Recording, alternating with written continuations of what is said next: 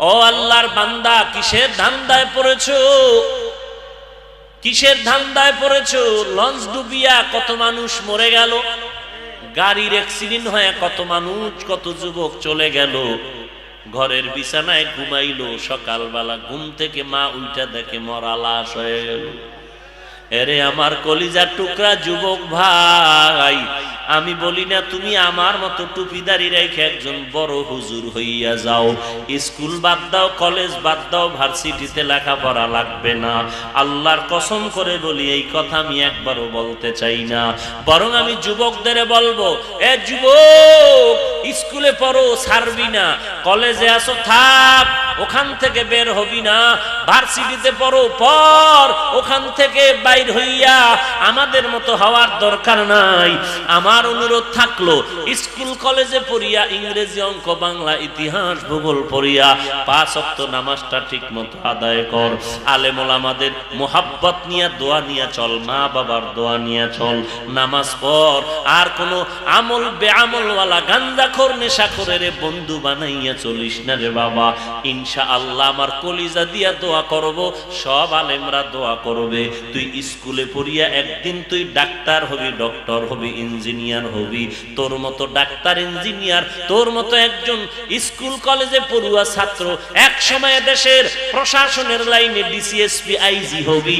তোর মতো বান্দা, নামাজি বান্দাটা ওই যখন এসপি, ডিসি হইয়া জায়গায় বসবি, তখন তুই দেশের যেমন উপকার করবি, ইসলামেরও তেমন উপকার করবি।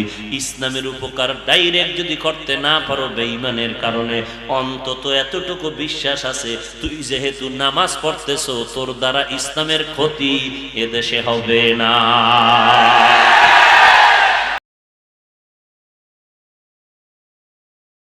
বলছি রে যুবক ভাই, এইবার বলবে এটা কি সম্ভব যে স্কুল কলেজে পড়বো, নামাজ পড়বো, গুনাহ করব না? বলো। আমি বলবো কেন, তুমি বলো।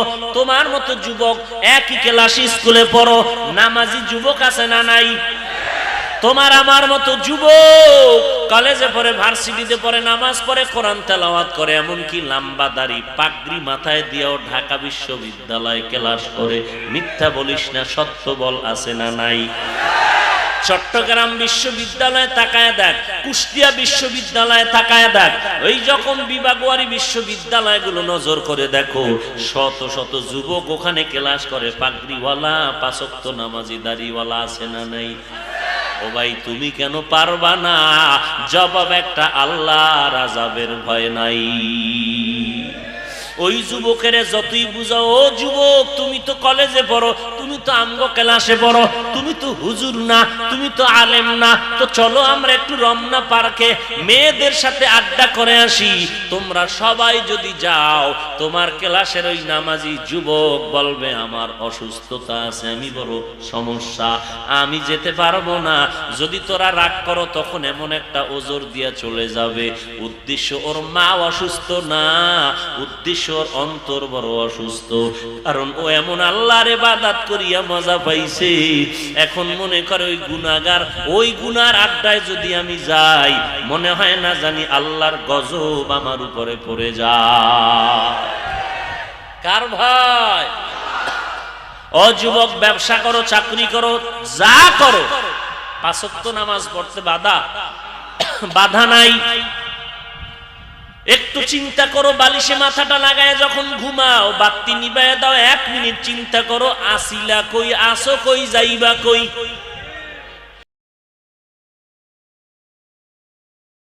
ইমামতি করলাম, কবরে রাখলাম, কত বন্ধু ছিল, আড্ডা দিতাম, আজকে অনেকের খবরও জানি না, মোবাইলও নাই, কোথায় আছে তাও জানি না, দুনিয়াতে আছে নাকি মারা গেছে তাও জানি না।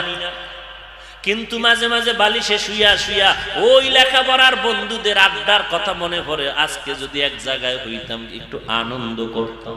মনে চায় মাঝে মাঝে লেখাপড়ার জীবনে যত আপনজন বন্ধু ছিল, সবাই একদিন আমি মাদ্রাসায় দাওয়াত দিব, আমার বাসায় বইয়া একটা রাত্র আড্ডা করব। কিন্তু অনেকের খবর নাই, অনেকের খবর জানি না, বাড়িঘরও জানি না, মোবাইলও নাই। আবার অনেকের খবরও পাই, আল্লাহর বান্দা দুনিয়ার জমিনেই জিন্দা নাই।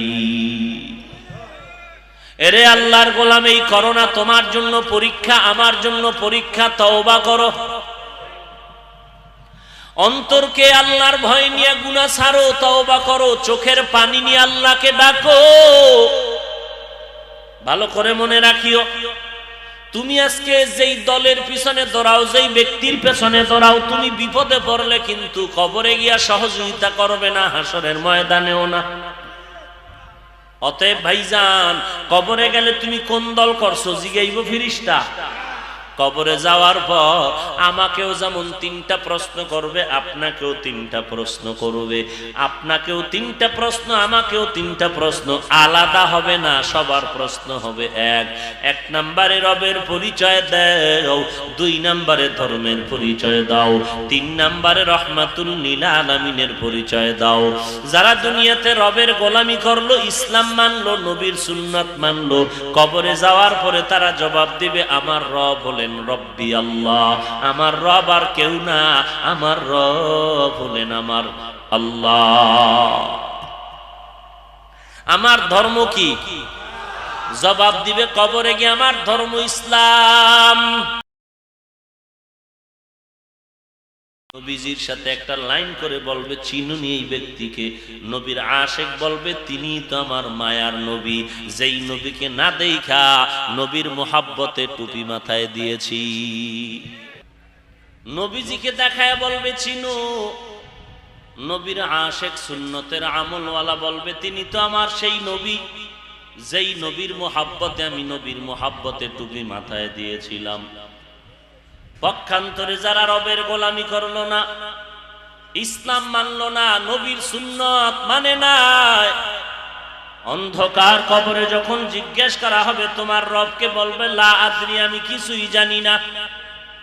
এরে যুবক, এই অন্ধকার কবরে যখন জিজ্ঞেস করা হবে তোমার ধর্ম কি, বলবে তাও আমি জানি না। কারণ দুনিয়ার মধ্যে সে আল্লাহ মানে না, ইসলামের আমল করে নাই। নবীজিকে দেখায় বলবে চিনুনি, বলে না চিনি না। আর যে আশেক বান্দা জবাব দিবে, আল্লাহ বলবেন জান্নাতের বিছানা কবরে বিছায়া দাও। আর গুনাহগারকে আল্লাহর অর্ডার হয়ে যাবে, ও ফেরেশতা, এই বান্দাকে আর সুযোগ দেওয়া যাবে না, কবরের মধ্যে জাহান্নামের বিছানা বিছায়া দাও। আল্লাহ অর্ডার করবে, রে কবরের মাঠে এই গুনাহগারকে আর সুযোগ দেওয়া যাবে না। আমার দেওয়া পানি, আমার দেওয়া মাছ, আমার দেওয়া বাতাস, আমার দেয়া সূর্যের আলো, চাঁদের আলো সব ভোগ করার পর এই বান্দা আমার হুকুম মতো চলে নাই, নামাজ পড়ে নাই, রোজা রাখে নাই, আলেম ওলামাদের কথা শুনে নাই। আলেম ওলামারা বলছে নামাজ পড়ো, নামাজ পড়ে নাই, আর সুযোগ দেওয়া হবে না। এর কবরের মাটি 2 পার্শ্ব থেকে সজোরে চাপ দাও। চাপের কারণে বেঈমান নাফরমানের পাজরের হাড় চুরমার হয়ে যাবে। কবরে জাহান্নামের আগুন প্রজ্বলন করা হবে। একটা নয়, দুটো নয়, 70টার থেকে 99টা সাপ। নবীজি বলেন কত বিশাল বিষাক্ত সাপ। একটা দল সূর্যের গরম সহ্য করতে পারি না, জাহান্নামের গরম কিভাবে সহ্য করবেন মুমিন? একটা চিমটি কাটলে ব্যথা পাই, সইতে পারি না। ফেরেশতাদের ওই ব্যথাঘাত কেমন করে সহ্য করে নিবারে মুমিন ভাই? আল্লাহর দরবারে তওবা করো। এই লকডাউন আমাদের জন্য পরীক্ষা, গুনাহের কারণে আসছে। আল্লাহর দরবারে বিনয়ের সাথে তওবা করো, হে আল্লাহ, এই জমিনে আমার মতো গুনাহগার কেউ নাই। আমার গুনার কারণে আমার সন্তানেরা কষ্ট পায়, আমার গুনার কারণে আমার মা বাবা কষ্ট পায়, আমার গুনার কারণে এলাকার মানুষ, সমাজের মানুষ কষ্ট পায়। আয় আল্লাহ, আমি শয়তানের ধোকায় পড়ে গুনাহ করেছি, মেহেরবানি করে আমাকে মাফ করে দেন, আজকে থেকে নামাজ ছাড়বো না, বেপরদায় চলবো না, নবীজির সুন্নতের বিপরীত চলবো না, মা বাবাকে কষ্ট দিব না, সহিভাবে কোরআন তেলাওয়াত করব, 5 ওয়াক্ত নামাজ আমি আদায় করব। ও দয়ার মালিক, আজকে থেকে আমি তওবা করে নিলাম, আর আমি গুনাহের কাছেও যাব না। এরে আল্লাহর বান্দা, তুমি আমি কি পরিমাণ অপরাধ করেছি।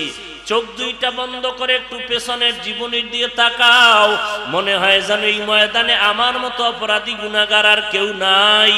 আল্লাহ বলেন, এরে গোলাম, এই গুনার খবর যদি আমার আত্মীয় কেউ জানতো, আমাকে ঘৃণা করে তাড়ায় দিত।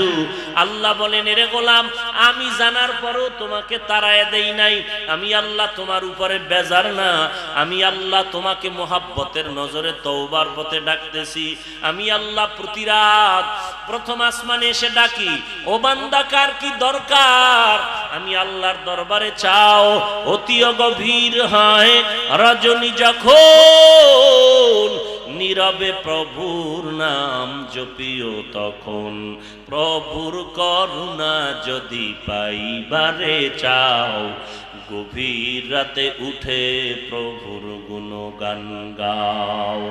ওই গভীর রাতে আল্লাহকে আল্লাহ বলে ডাকো। এর নবীর আশিক এমন একজন নবী, এমন একজন সাহাবী কান্না করেন নাই। যত আল্লাহওয়ালার ইতিহাস আপনারা শুনেন, একজন আল্লাহর ওলি পাবেন না যে কান্না করে নাই, অথচ তাদের আমল বেশি, কান্না বেশি, জিকির বেশি, তেলাওয়াত বেশি। আর আপনার আমার তো কোনো আমলই করি না, যাও করি তা মানুষকে দেখানোর জন্য। আপনার আমার নামাজ তো নামাজের মতোই হয় না, এরপরও কি পরিমাণ কান্না দরকার, অথচ চোখে পানি নাই। কেউ যদি কান্না করে আমরা হাসি তামাশা করি, ঠাট্টা করি, অথচ আল্লাহ বলেন বেশি বেশি কান্না কর, নবী বলেন বেশি বেশি কান্না করো। এক ফোঁটা চোখের পানি যদি ফেলতে পারো, আল্লাহর নবী বলেন জাহান্নামের আগুন হারাম হয়ে যাবে। অতএব কান্না যদি না আসে, আল্লাহর কাছে তৌফিক চাও, হে আল্লাহ কান্নাওয়ালা চক্ষু দান করেন।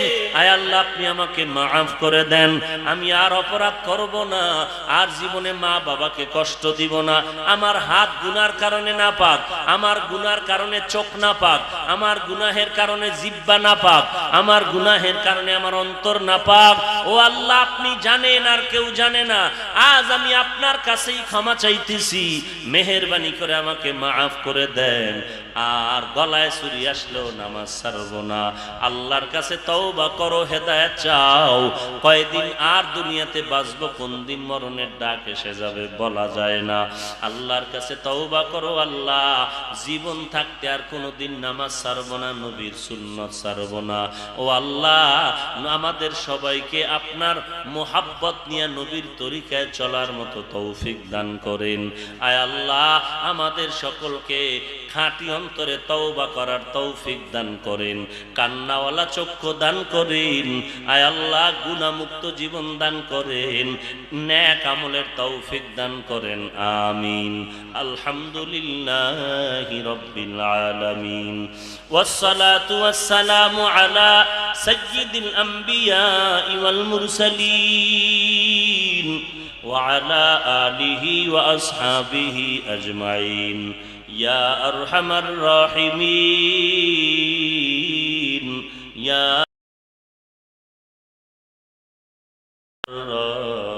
রাহিমিন। আল্লাহুম্মা ইন্না নাউযু বিকা মিনাল বারাসি ওয়াল জুনুনি ওয়াল জুযামি ওয়া মিন সাইয়্যিল আসকাম। اللهم إنا نعوذ بك من البرص والجنون والجذام ومن سيء الأسقام. اللهم إنا نسألك رضاك والجنة.